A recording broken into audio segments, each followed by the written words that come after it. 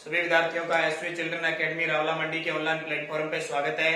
कक्षा 12 विषय राजनीतिक विज्ञान और हमारी इकाई चल रही है सेकंड, जिसका अध्याय प्रथम चल रहा है संसद, राज्यसभा और लोकसभा। संसद, राज्यसभा और लोकसभा, जिसमें हम संसद को पढ़ चुके हैं और राज्यसभा को पढ़ चुके हैं। अब चल क्या रहा है, लोकसभा चल रही है। तो लोकसभा चल रही है। लोकसभा का मतलब एक तो आप समझ गए कि लोगों की सभा। लोकसभा का मतलब क्या होता है, लोगों की सभा। और इसमें क्या है, हमने पढ़ा लोगों की सभा अस्थायी सभा, इसका कार्यकाल 5 वर्ष होता है और इसके चुनाव प्रत्यक्ष रूप से होते हैं।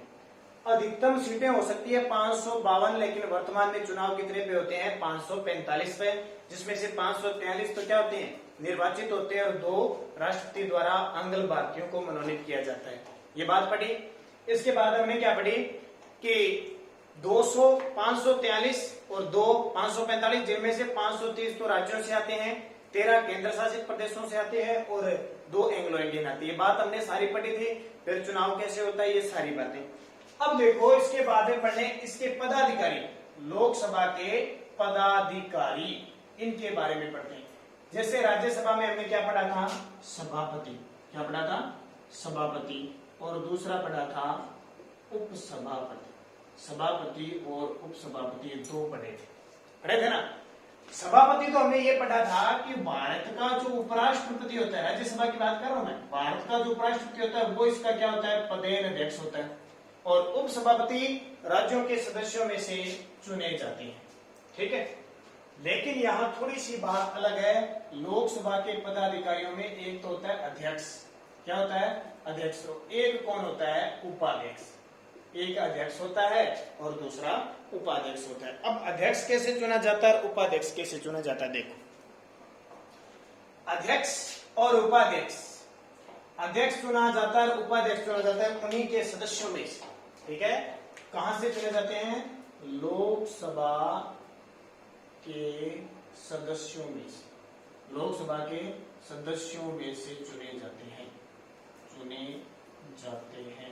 यानी पूरी लोकसभा की जो 543 सीटों पर निर्वाचन हुआ है प्लस 2 मनोनीत, कोई जरूरी नहीं है 543, 545 जो सदस्य होते हैं वो किसको चुनते हैं, अध्यक्ष को चुनते हैं। किसको, अध्यक्ष को चुनते हैं। और ये किसको चुनते हैं, उपाध्यक्ष को चुनते हैं। ठीक है, अध्यक्ष को भी ये चुनते हैं और उपाध्यक्ष को भी ये चुनते हैं, ध्यान रखना। अब पूछे हमारे वर्तमान में कौन सी लोकसभा चल रही है, तो 17वीं लोकसभा चल रही है। कौन सी, 17वीं लोकसभा चल रही है। और इस 17वीं लोकसभा के अध्यक्ष कौन है, वर्तमान में अध्यक्ष पूछे तो वर्तमान में जो लोकसभा के अध्यक्ष हैं वह है ओम बिड़ला।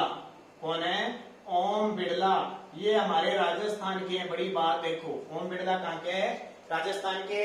और प्रथम लोकसभा हुई थी, आपसे पूछे प्रथम लोकसभा अध्यक्ष, प्रथम पेपर में आ सकता है, वो देख सकता है कि आपको जिसने पढ़ाया है, आपने पढ़ा है, क्या आपको वास्तविकता से वर्तमान में आज जो हमारी लोकसभा अध्यक्ष चल रही है, क्या उसके बारे में कुछ पता है। या आपसे पूछा जा सकता है कि पहला, क्या आपके टीचर ने आपको ये बताया कि प्रथम लोकसभा के अध्यक्ष कौन थे, तो कौन थे, जीवी मावलंकर। मावलंकर, जीवी मावलंकर यानी जी गणेश, वी वासुदेव, गणेश वासुदेव मावलंकर हमारे देश की प्रथम लोकसभा थी, उसके अध्यक्ष थे। वर्तमान में कौन है, ओम बिड़ला, याद रखना। ठीक है, और उपाध्यक्ष आपसे नहीं पूछेगा, वैसे वर्तमान में हमारे राजस्थान में, भारत में लोग उपाध्यक्ष का पद खाली पड़ा है। अब बात आती है कि अध्यक्ष और उपाध्यक्ष को शपथ कौन दिलाता है, अध्यक्ष और उपाध्यक्ष को शपथ कौन दिलाता है, तो ध्यान रखना ये लोकसभा के सदस्य ना 545 में से यही है। तो ध्यान रखना, कभी भी अध्यक्ष व उपाध्यक्ष के रूप में, अध्यक्ष व उपाध्यक्ष के रूप में शपथ नहीं लेते हैं, शपथ नहीं लेते हैं। कभी भी अध्यक्ष उपाध्यक्ष के रूप में शपथ नहीं लेते। क्यों नहीं लेते हैं, क्योंकि ये शपथ सदस्यों के रूप में ले लेते हैं, पहले ही सदस्यों के रूप में इन्हें शपथ दिलाई जाती है। अब लोकसभा के जितने भी सदस्य हैं, लोकसभा के जितने सदस्य हैं, कितने 545 या 543 इतने कह लो, क्योंकि दो तो चुने जाते हैं सीधे। लोकसभा के सदस्यों को शपथ कौन दिलाता है भाई? लोकसभा के जो 543 प्लस 2 545 सदस्य थे, इनको शपथ कौन दिलाता है? पहले तो आपको ये पता होना चाहिए। तो ध्यान रखना, शपथ दिलाता है राष्ट्रपति। कौन दिलाता है? राष्ट्रपति। हमारे देश के राष्ट्रपति कौन है? रामनाथ जी कोविंद। पहले कौन थे? डॉक्टर राजेंद्र प्रसाद। याद है ना? अब देखो, क्या राष्ट्रपति इतने सदस्यों को शपथ दिला देगा एक साथ? गूंगा हो जाएगा वो तो शपथ दिलाते दिलाते। इसलिए राष्ट्रपति क्या करता है, जब भी नई लोकसभा के सदस्य का चुनाव होता है तो इन्हीं लोकसभा के सदस्यों में से, इन्हीं 543 लोकसभा के सदस्यों में से एक अस्थायी अध्यक्ष चुनता है। अस्थायी अध्यक्ष। क्यों? क्योंकि जब चुनाव होता है जब अध्यक्ष तो हटा होता है, क्योंकि 5 साल बाद भंग हो जाती है, तो अस्थायी अध्यक्ष, जिसको अंग्रेजी में कहते हैं प्रोटेम स्पीकर, क्या कहा जाता है? प्रोटेम स्पीकर कहा जाता है। ये प्रोटेम स्पीकर राष्ट्रपति चुनता है, जिसको कहते हैं अस्थायी अध्यक्ष। वो क्या करता है? इन सभी 543 सदस्यों को शपथ दिलाता है। आपसे पूछे लोकसभा के सदस्यों को शपथ कौन दिलाता है, तो आप लिखोगे राष्ट्रपति या उसके द्वारा नियुक्त किए गए अस्थायी अध्यक्ष या प्रोटेम स्पीकर द्वारा इन लोकसभा के सदस्यों को शपथ दिलाई जाती है। समझ में आ गई बात? अब देखो, 543 को जब शपथ दिला दी तब दोबारा थोड़ी शपथ लेंगी, एक बार ही लेते हैं। इसलिए कभी भी अध्यक्ष और उपाध्यक्ष के रूप में ये कभी शपथ नहीं लेती। याद रखना बात, बहुत इंपॉर्टेंट बात बताइए मैंने, आपको गौर करना है। इसके बाद देखो कि जो अध्यक्ष होता है, उपाध्यक्ष, बात तो समझ में आ गई ना? पदाधिकारी अध्यक्ष और उपाध्यक्ष होता है। जैसे राज्यसभा में सभापति, प्रश्न छोटा से आ जाएगा कि लोकसभा के पदाधिकारी को क्या कहते हैं? अध्यक्ष और उपाध्यक्ष कहा जाता है। ठीक है? और कहां से चुने जाते हैं? जो लोकसभा के सदस्य होते हैं उन्हीं में से चुने जाते हैं। अब देखिए आगे, शपथ आ गई। ये अध्यक्ष और ये उपाध्यक्ष त्याग पत्र किसको देते हैं? ये अध्यक्ष और ये उपाध्यक्ष त्याग पत्र किसको देते हैं? तो ध्यान रखना, अध्यक्ष त्याग पत्र उपाध्यक्ष को देता है, उपाध्यक्ष त्याग पत्र अध्यक्ष को देता है। समझ में आई बात? अध्यक्ष त्याग पत्र उपाध्यक्ष को और उपाध्यक्ष त्याग पत्र अध्यक्ष को, दोनों एक एक हाथ में। ये इसके हाथ में, ये जब इसको हटना होता है तो इसको देता है, इसको हटना तो इसको देता है। ठीक है? लेकिन वहां कंफ्यूज मत हो जाना, ये जो उपराष्ट्रपति त्याग पत्र हमेशा राष्ट्रपति को देता है, क्योंकि राष्ट्रपति के बाद दूसरा पद किसका आता है? उपराष्ट्रपति का। तो उपराष्ट्रपति किसको त्याग पत्र देता है? राष्ट्रपति को। लेकिन यहां मत कर देना कि अध्यक्ष राष्ट्रपति उपाध्यक्ष को त्याग पत्र देता है। लोकसभा का जो अध्यक्ष होता है वो धन विधेयक में पावरफुल होता है। धन विधेयक पारित करने का अधिकार किसको होता है? अध्यक्ष। लोकसभा को स्थगित करने का अधिकार, लोकसभा सदन को या सत्र को स्थगित करने का अधिकार, स्थगित करने का अधिकार किसका होता है? लोकसभा अध्यक्ष। अब देखो, स्थगित का मतलब क्या हो? देखो, एक होता है सत्रावसान। आपको मैंने बताया था संसद के 3 सत्र चलते हैं एक साल के अंदर, एक ग्रीष्मकालीन, एक मानसूनकालीन और एक शीतकालीन। 3 चलते हैं ना? तीनों में क्या होता है? 6 महीने का अंतर नहीं होता। कौन कौन से? एक तो चलता है मानसून सत्र, जो अब चलता है, अब चलाएगा। एक होता है बजट सत्र, जिसको ग्रीष्म सत्र कहते हैं या बजट सत्र कहते हैं, जिसमें बजट पेश होता है। और एक होता है शीतकालीन सत्र। 3 सत्र होते हैं, ये ग्रीष्मकालीन कहते हैं इसको। 3 सत्रों में 6 महीने का अंतर नहीं होना चाहिए। अब देखो, ये सत्र चल रहा है, मान लो कोई सत्र चल रहा है, कई बार क्या है, पक्ष और विपक्ष 2 होते हैं। एक पक्ष होता है और एक विपक्ष होता है। देखो, पक्ष तो कौन सा है? जैसे आज नरेंद्र मोदी की सरकार है तो पक्ष तो है नरेंद्र मोदी का। विपक्ष दूसरी बड़ी जो पार्टी होगी वो विपक्ष होगी। हमेशा लोकसभा संसद के अंदर विपक्ष में हमेशा बाईं तरफ तो बैठती है, बाईं तरफ हमेशा विपक्ष बैठता है, दाईं तरफ हमेशा कौन बैठता है? पक्ष बैठता है। वहां आपने देखा होगा टीवी पर लोकसभा, राज्यसभा या संसद का कुछ, तो वहां देखो ना, विपक्ष की तरफ तो हमेशा बाईं तरफ होंगे और पक्ष की तरफ दाईं। ठीक है? इसमें क्या होता है कि सत्र बुलाया जाता है, कई बार सत्र में हंगामा हो जाता है और हो जाता है, तो लोकसभा अध्यक्ष क्या करता है? 2 घंटे के लिए, 5 दिन के लिए, 4 दिन के लिए ऐसे स्थगित कर सकता है। लेकिन सत्र अवसान का मतलब सत्र को समाप्त ही करना, अवसान का मतलब समाप्त, सत्र को समाप्त करने का अधिकार राष्ट्रपति के पास है। दोनों में कंफ्यूज मत होना। लोकसभा को स्थगित करने का अधिकार तो किसको है, लोकसभा अध्यक्ष को है, बल्कि लोकसभा के सत्र अवसान यानी सत्र को समाप्त करने का अधिकार राष्ट्रपति को है। फिर अधिवेशन बुलाता कौन है, लोकसभा का अधिवेशन, लोकसभा का जो अधिवेशन बुलाता कौन है, राष्ट्रपति। अधिवेशन हमेशा कौन बुलाएगा, राष्ट्रपति। और अधिवेशन की अध्यक्षता कौन करेगा, अध्यक्ष ही करेगा। लोकसभा का अधिवेशन का मतलब होता है सम्मेलन, सारे सांसदों को इकट्ठा किया जाता है कोई बातचीत करने के लिए, वो बुलाता कौन है, राष्ट्रपति संदेश भेज देता है। लेकिन उसकी अध्यक्षता कौन करता है, तो जो उसकी अध्यक्षता करता है वो हमेशा राष्ट्रपति अध्यक्षता करता है, लोकसभा अध्यक्ष। ठीक है, ये बात सारी किसकी, आपको लोकसभा अध्यक्ष और उपाध्यक्ष के बारे में जानकारी प्राप्त होनी चाहिए। इनको हटाने के लिए आपको पता है, अगर हटाना है इनको तो हटाने के लिए जो लोकसभा के सदस्य होते हैं ना, उनको 14 दिन पूर्व इनको सूचना देनी पड़ेगी कि आपको हटाया जाता है।